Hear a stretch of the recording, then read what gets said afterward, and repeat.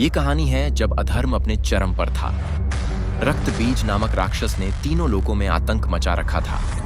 उसे ब्रह्मा जी से वरदान मिला था, यदि उसके रक्त की एक भी बूंद धरती पर गिरेगी तो उससे एक नया रक्त बीज जन्म लेगा। देवता भयभीत हो गए।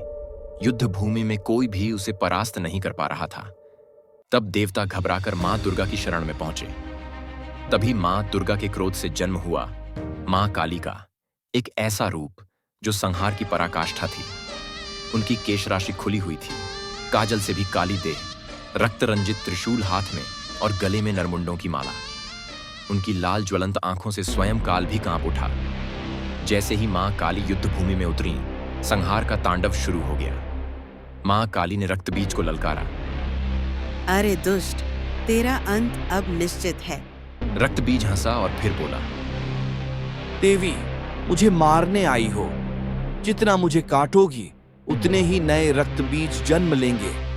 तुम मेरा क्या कर सकोगी? युद्ध प्रारंभ हुआ। वे बिजली से भी अधिक वेग से दौड़ी और रक्त बीज पर हमला कर दिया। उनकी तलवार जैसे ही राक्षस का सिर धड़ से अलग करती, उसके रक्त की बूंदें गिरती और नए राक्षस जन्म ले लेते। परंतु मां काली अजेय थीं। उन्होंने अपनी विशाल जिह्वा फैलाई और सारी रक्त की बूंदों को पीने लगी। रक्त बीज की सेना समाप्त होने लगी और वह अकेला बचा। अब वह कांप उठा, गिड़गिड़ाकर बोला, मां, मुझे क्षमा करो, मैं आपके चरणों में हूं। लेकिन मां काली का क्रोध अब भी शांत नहीं हुआ। उन्होंने अपने त्रिशूल से रक्त बीज का अंत कर दिया।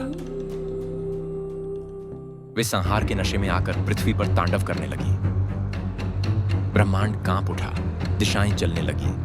देवता भयभीत होकर भगवान विष्णु और भगवान शिव के पास दौड़े। कैसे भगवान शिव ने स्वयं उनके तांडव को रोकने के लिए उनके मार्ग में लेट गए। क्यों मां काली का पैर शिव के वक्ष पर पड़ा, वे तुरंत शांत हो गईं और उन्हें अपनी गलती का भान हुआ।